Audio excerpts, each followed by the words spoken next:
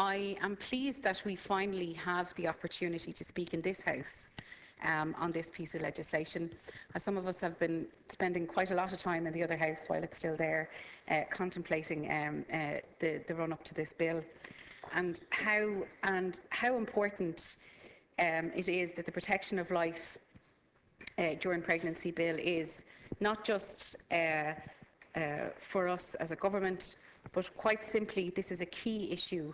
It's an issue of life or death. We're aiming here to protect women's lives. It's often said that Irish people are very complacent, that we take everything that comes our way. It's said that we don't take to the streets to voice our anger like they do when they are faced with issues like austerity in other parts of Europe. But as we have seen, there is one issue that will bring people to our streets to march in droves on both sides of this argument, and it's this one. It takes a matter of life and death to get people marching. So I'd like to start by reminding the House of some of the key issues that have brought us to this point. So let me take you on, I suppose, a brief encounter of the timeline. In 1983, a referendum leads to the Constitution recognising the equal right to life of the mother and the unborn. In 1986, the High Court rules that the availability of information on abortion outside the state is in breach of Constitution and it undermines the right to life of the unborn. The decision is affirmed by the Supreme Court 2 years later.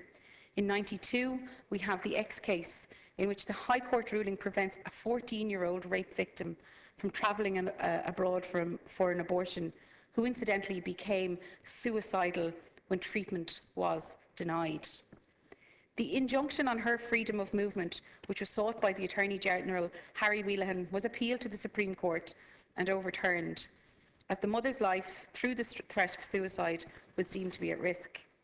In 1992, we have two referendums are held, and are two questions, and further varied the Constitution by protecting the right to life of the mother to travel and to receive information on services abroad.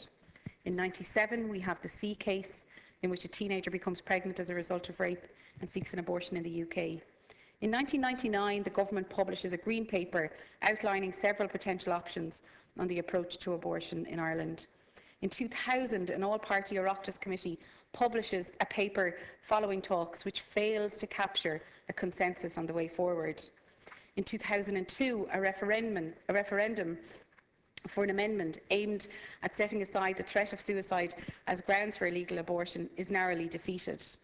In 2010, after 3 brave women take a case against Ireland to the European Court of Human Rights, rules that the state has failed to provide for abortion in circumstances where a mother's life is at risk. And in November 2012, this government established an expert group, and finally we get to the point we're at today, where we are trying to bring legal clarity to a grey area so that we can simply protect lives. And after all this, Cathaoirleach, I believe that it's a national disgrace that we are still arguing over this 20 years on from the Supreme Court ruling on the X case. For many Irish women, our sisters, my sisters, mothers, wives, friends and girlfriends, a pregnancy which has put their life at risk is an agonisingly real fact of life to them and their families. Women still have to travel in secret, like fugitives, to England to seek, and I emphasise, life-saving treatment. This is simply appalling. Women are increasingly turning to the internet to endanger their own lives to procure abortion pills online, done without medical supervision and at huge risk to their life. Doctors have been left with no legal protection in caring for women whose lives are at risk, as TDs again and again over the years and up until now have run from cover from this difficult issue. But not this government, and I am proud to be part of that. I am proud that after the failure of 6 successive governments to legislate for the X case, that we have finally stopped kicking that proverbial can down the road, that for the first time legislation on this critical matter of women's lives is before us here in the Dáil. A lot of the main opposition in relation to this bill appears to be related to Head 4, and the risk of loss of life of a pregnant woman due to suicide. The judgment on the Supreme Court on the X case explicitly includes suicide as one of the grounds where abortion is permissible because of the risk to the life of the woman. Lest we forget, in the midst of all this, the reality of the X case is and was a 14-year-old girl who was raped by a neighbour and was pregnant, and when was refused access to termination, became suicidal. In 1992 and again in 2000, the people of Ireland were asked if they wanted to specifically exclude suicide from the very limited provisions in which a pregnancy could be terminated. And in both cases, on both occasions, they said no. And it is incumbent upon all of us in here to listen to the people and to ensure that this legislation passes. Yet, there have been some campaigners and politicians who clearly believe that they have more legal insight into the issue than both the Supreme Court and the people of Ireland. Democracy a nuisance as far as they're concerned.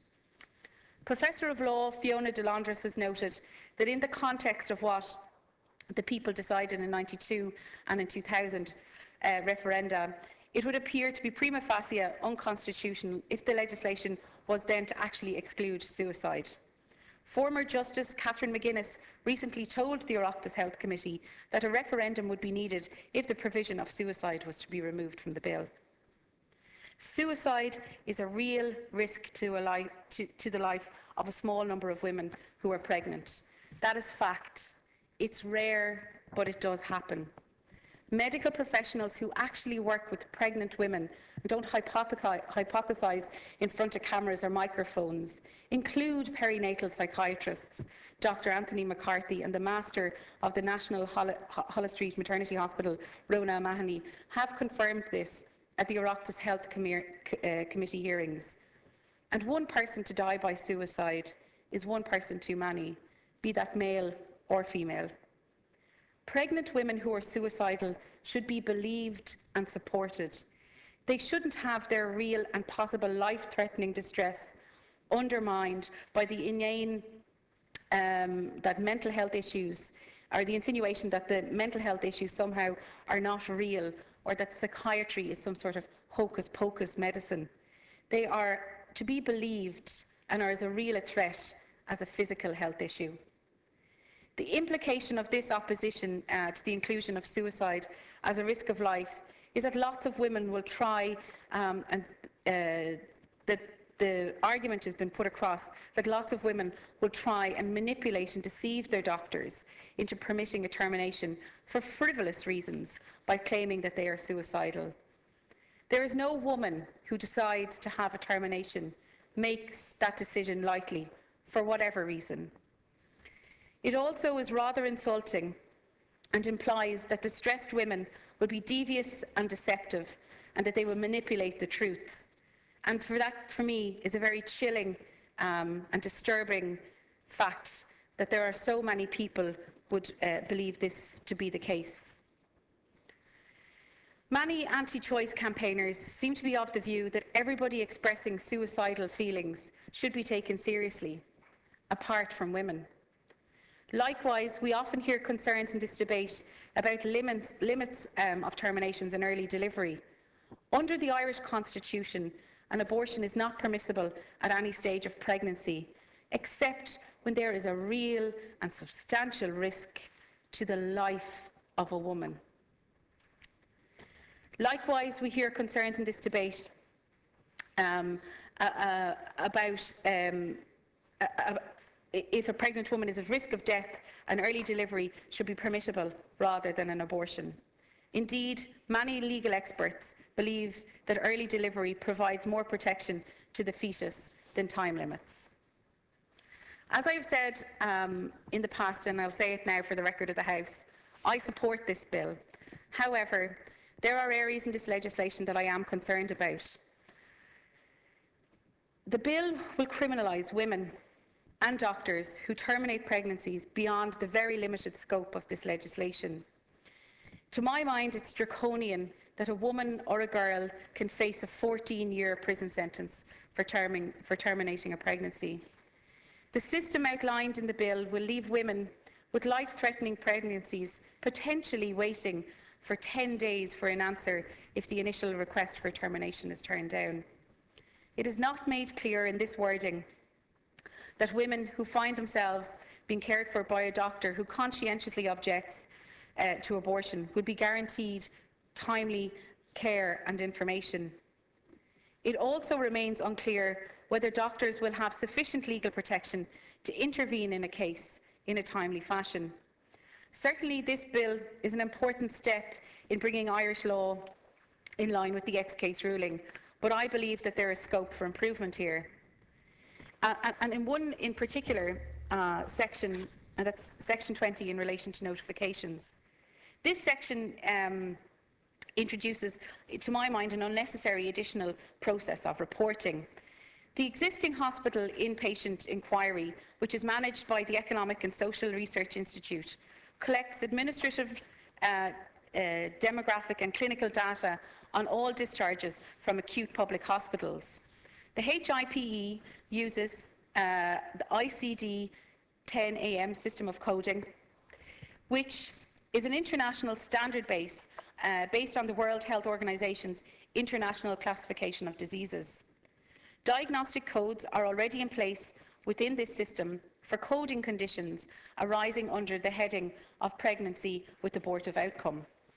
Section 23A is of particular concern in that it requires that the medical council registration number of a doctor who performs a termination under the Act to be included in the report to the Minister.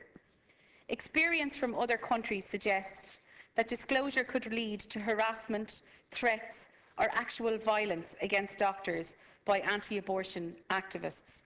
And from my mind, that is something that we cannot allow happen. In addition, we have heard numerous concerns from women seeking terminations for medical reasons. This group is seeking changes that would mean that they would be spared the horror of travelling abroad to procure terminations in situations where the reality is that their child will not have a life outside the womb. This area too needs to be addressed so that these families are spared the heartache, the health worries and the trauma that has been described to us by these very brave women who have come forward in the last number of months. It's no secret that I am pro-choice in my views, and in an ideal world for me, women in this country could seek terminations here and receive the full health care and backup services that they so deserve. 2 minutes, Deputy.